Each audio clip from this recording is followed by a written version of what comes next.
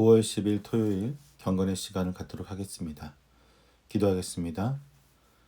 영광과 권능으로 온 세상을 다스리신 하나님, 오늘도 주님의 위엄 앞에 저희를 부르시고 말씀으로 저희의 영혼을 흔들어 깨우시니 감사합니다. 성령님께서 이 시간 저희의 마음을 여시고 하늘과 땅을 울리는 주님의 음성을 두려움이 아닌 경외함으로 듣게 하옵소서. 거룩하신 주님 앞에 마땅히 꿇어 엎드리는 마음으로 말씀을 받게 하시고 저희의 예배가 형식이 아닌 진실한 찬양이 되게 하여 주옵소서. 예수님의 이름으로 기도드립니다. 아멘. 시편 29편 1절부터 11절까지 말씀을 보겠습니다. 함께 읽습니다. 하나님을 모시는 권능 있는 자들아, 영광과 권능을 주님께 돌려드리고 또 돌려드려라. 그 이름에 어울리는 영광을 주님께 돌려드려라. 거룩한 옷을 입고 주님 앞에 꿇어 엎드려라. 주님의 목소리가 물 위로 울려 퍼진다. 영광의 하나님이 우레소리로 말씀하신다. 주님께서 큰 물을 치신다. 주님의 목소리는 힘이 있고 주님의 목소리는 위엄이 넘친다. 주님께서 목소리로 백향목을 쪼개고 레바논의 백향목을 쪼개신다. 레바논 산맥을 송아지처럼 뛰놀게 하시고 시돈 산을 들송아지처럼 날뛰게 하신다. 주님의 목소리에 불꽃이 튀긴다. 주님의 목소리가 광야를 흔드시고 주님께서 가데스 광야를 뒤흔드신다. 주님의 목소리가 암사슴을 놀래켜 낙태하게 하고 우거진 숲조차 벌겋숭이로 만드시니 그분의 성전에 모인 사람들이 하나같이 영광하고 외치는구나. 주님께서 범람하는 홍수를 정복하신다. 주님께서 영원토록 왕으로 다스리신다. 주님은 당신을 따르는 백성에게 힘을 주신다. 주님은 당신을 따르는 백성에게 평화의 복을 내리신다. 아멘. 시편 29편은 길고 반복적인 시어로 시작합니다.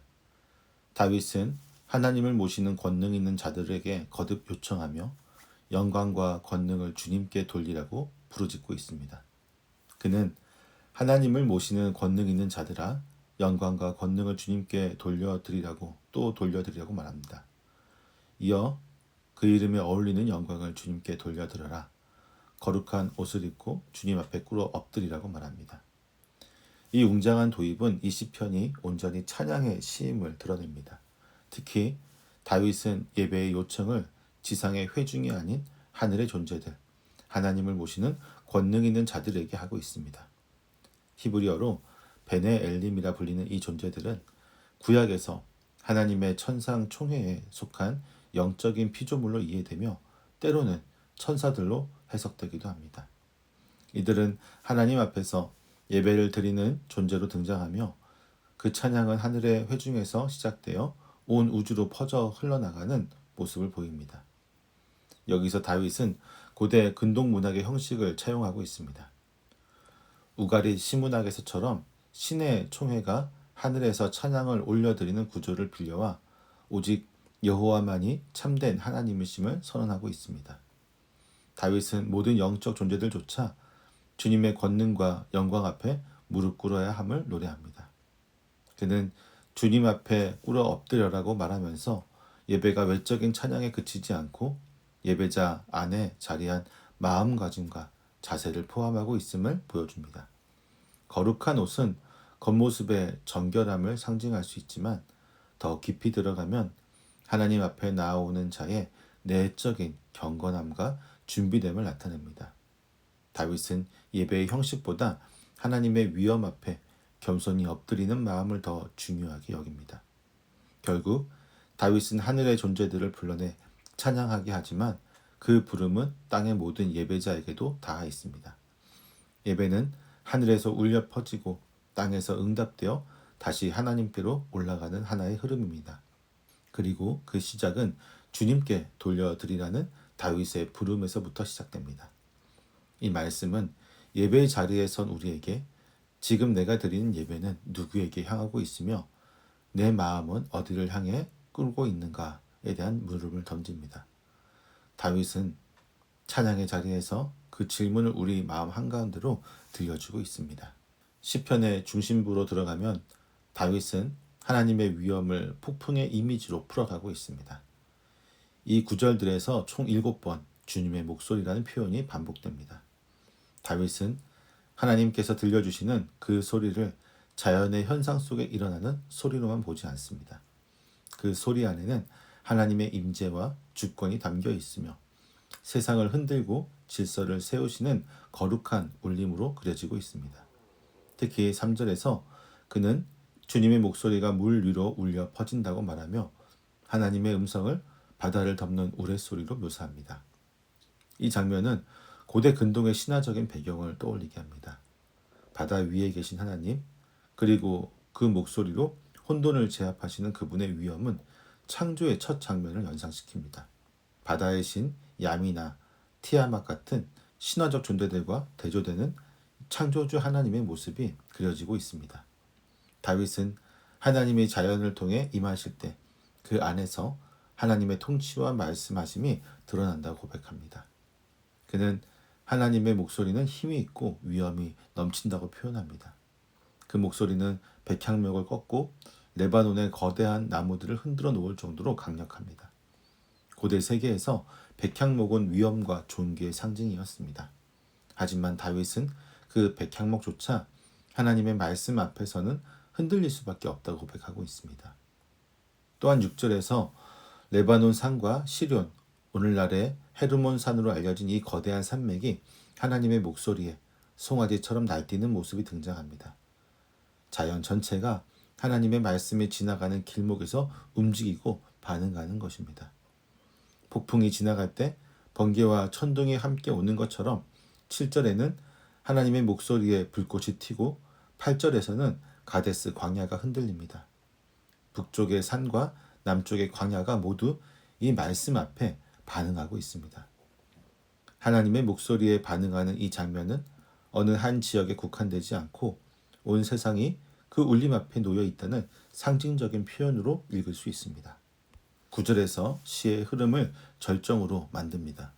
다윗은 하나님의 음성이 암사슴을 놀라게 하여 낙태하게 하고 우거진 숲을 벌거벗은 것처럼 만든다고 노래합니다. 그리고 마지막에는 성전에 모인 이들이 영광이라고 외치게 됩니다. 다윗은 그 폭풍 같은 하나님의 목소리가 피조물들을 압도할 뿐 아니라 결국 예배를 이끌어낸다는 사실을 강조하고 있습니다. 하나님의 말씀은 땅을 흔들지만 그 말씀이 머무는 곳에서 예배가 시작됩니다. 이 본문은 우리에게 이렇게 들려줍니다. 하나님의 목소리는 우리의 삶의 외곽을 흔드는 소리이기도 하고 내면 깊은 곳을 건드리는 소리이기도 합니다. 그분이 말씀하실 때 우리는 무너지는 것이 아니라 깨어납니다.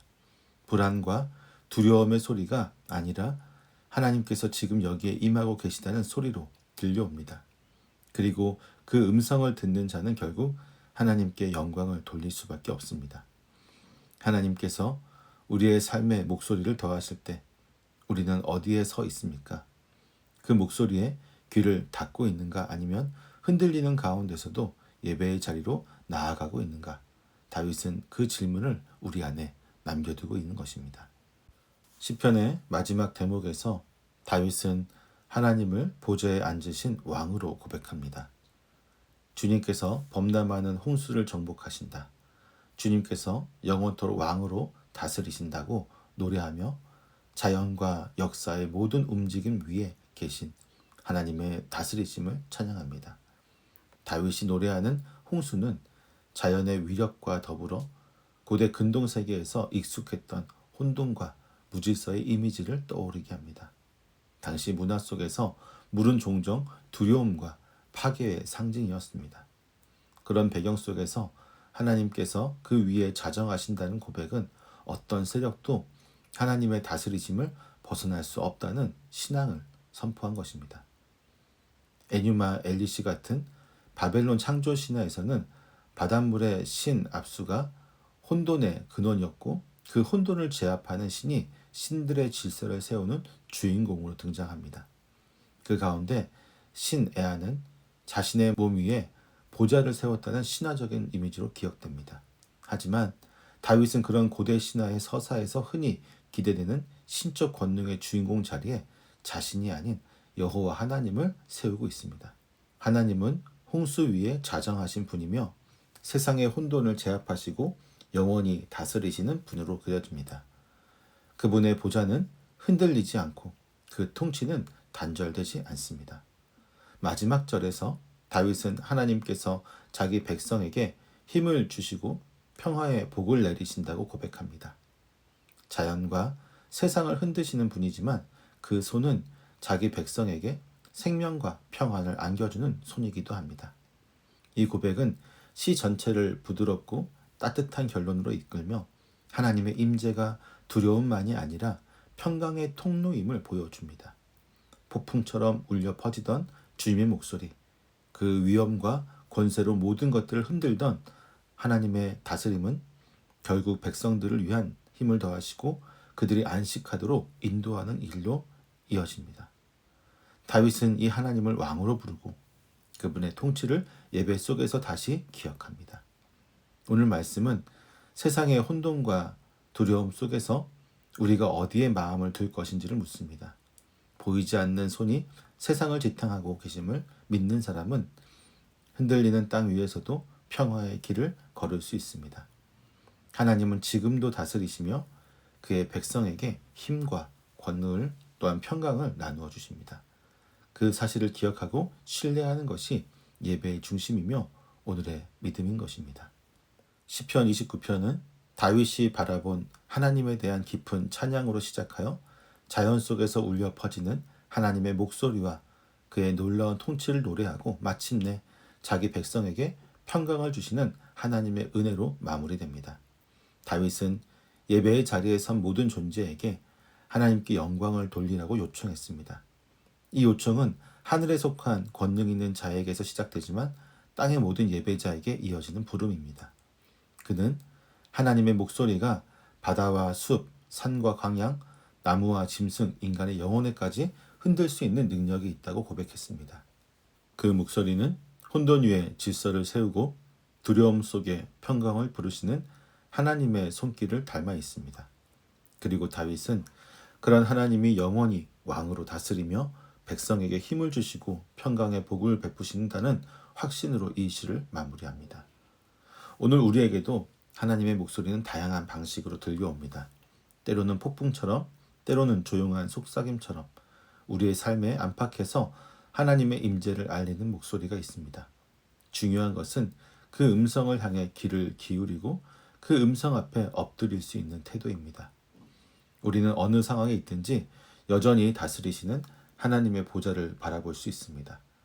그리고 그분께서 오늘도 백성에게 힘을 주시고 평화를 주신다는 다윗의 고백을 우리 삶 속에서 새롭게 되뇌일 수 있습니다. 하나님께서 들려주시는 그 음성을 다시 기억하며 그 앞에 무릎 꿇고 예배하며 살아가는 하루가 되시기를 소망합니다. 기도하겠습니다. 천둥과 같이 말씀하시고 백성에게 평강을 베풀어 주시는 하나님, 오늘도 주님의 목소리를 들려주시고 온 세상을 흔드시면서도 저희에게는 힘과 평안을 주시는 은혜에 감사를 드립니다. 하지만 저희는 주님의 영광 앞에 마땅히 꿇어 엎드리기보다 익숙함 속에 예배를 잃고 주님의 음성을 가볍게 여긴 채 살아올 때가 많았음을 고백합니다. 거룩하신 하나님의 권능을 두려워하지 않고 삶의 크고 작은 소리에 더 귀를 기울인 연약함을 용서하여 주옵소서. 이제 저희가 다시 하나님의 다스리심을 기억하게 하시고 삶의 폭풍 속에서도 주님의 음성을 분별하며 경외함으로 서게 하옵소서. 세상의 혼돈 가운데서도 주님의 말씀을 신뢰함으로 평강을 누리는 믿음을 더하여 주시고 주님의 목소리를 따라 오늘도 예배자로 살아가게 하여 주시옵소서. 예수님의 이름으로 기도드립니다. 아멘.